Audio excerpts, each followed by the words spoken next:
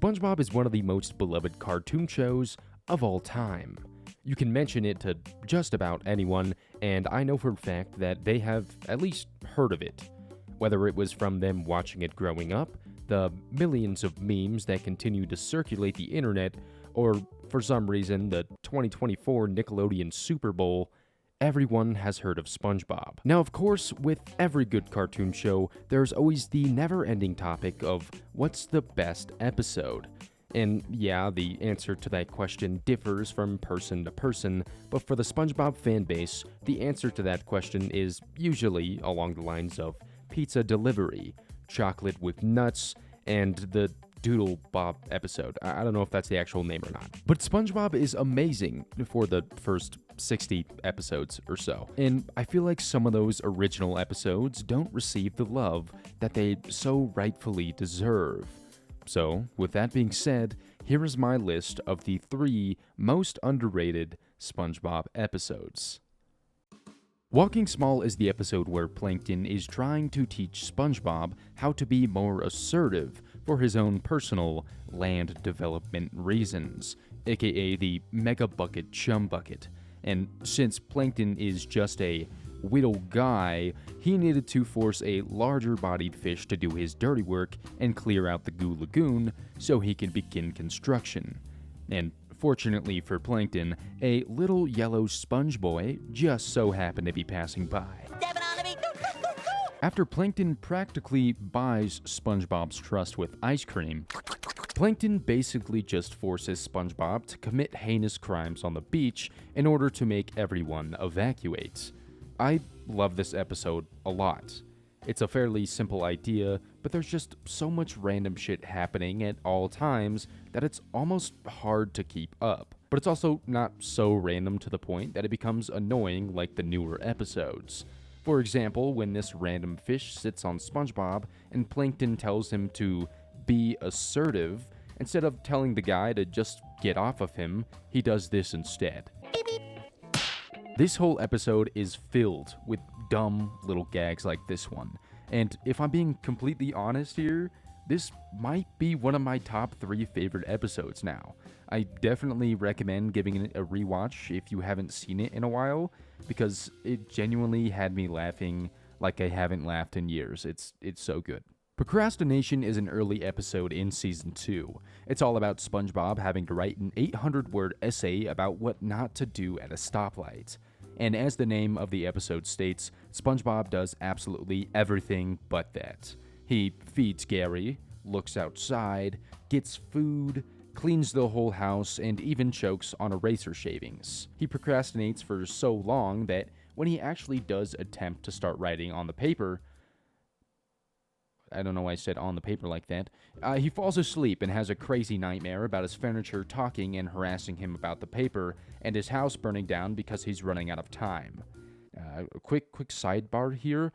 This shit scared the hell out of me as a kid, and honestly, it still kind of does, and I don't even know why. Time's up, SpongeBob. But the episode ends with SpongeBob finishing the essay last minute and going to turn it into Miss Puff, only to find out that she canceled the assignment. Procrastination is a great episode.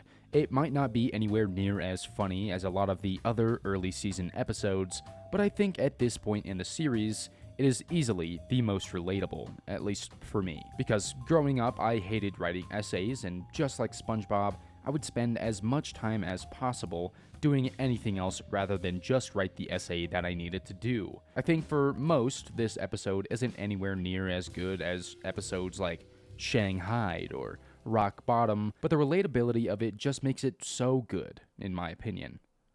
Lastly, we have Mermaid Man and Barnacle Boy 5. This episode starts out with Mermaid Man ordering at the Krusty Krab.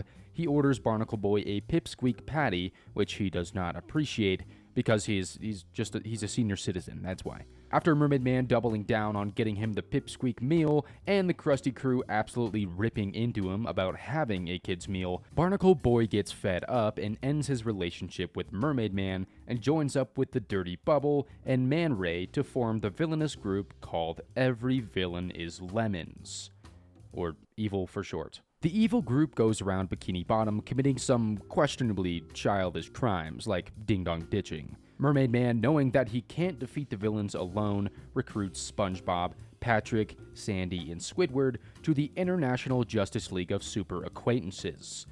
An absolute mouthful of a name. SpongeBob becomes the Quickster. Wanna see me run to that mountain and back? You wanna see me do it again? Squidward becomes Captain Magma. Krakatoa!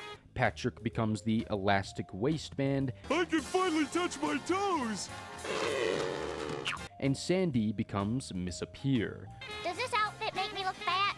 With a new hero league formed, they go to take on the villains at Makeout Reef, where they are harassing teenagers by shining flashlights into their cars.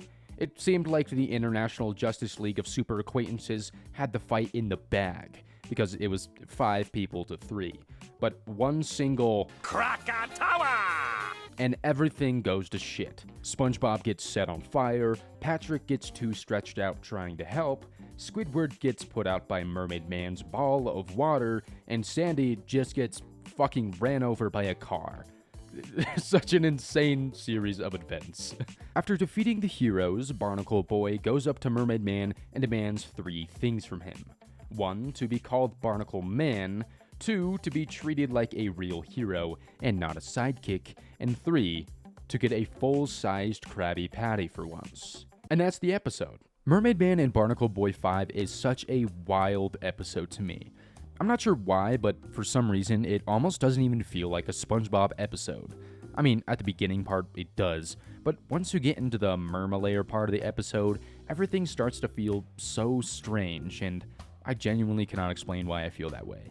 But looking past that, this episode is incredible. I love a lot of the Mermaid Man and Barnacle Boy episodes, but by far this is my favorite one.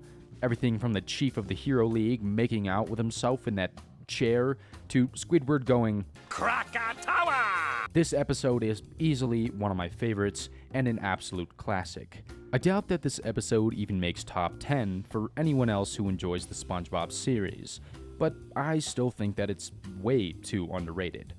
All I'm saying is I need more people to watch this and remember it so that people stop giving me the stank eye when I randomly say Krakatoa when I'm in Walmart or Costco or any other public place. But yeah, that's all I had. Well, there we have it. That's my list of the 3 most underrated episodes in SpongeBob SquarePants. Now, I'm sure that you've noticed that every episode that I used in this video was from the first 3 seasons. That's just because I haven't seen anything past that, and to be honest, I've never been too eager to watch them. But if you guys would like to see an updated video that takes into account every episode in the entire series, comment Ominous Sponge down in the comment section, and I'll try to make that happen. Anyway, thank you guys for sticking around for the whole video. If you enjoyed it, please make sure to hit the like button before you get out of here, and maybe even subscribe if you'd like to support me and come back for future videos. I appreciate every single one of you guys for tuning in to my videos, and I'll see you next time. Bye.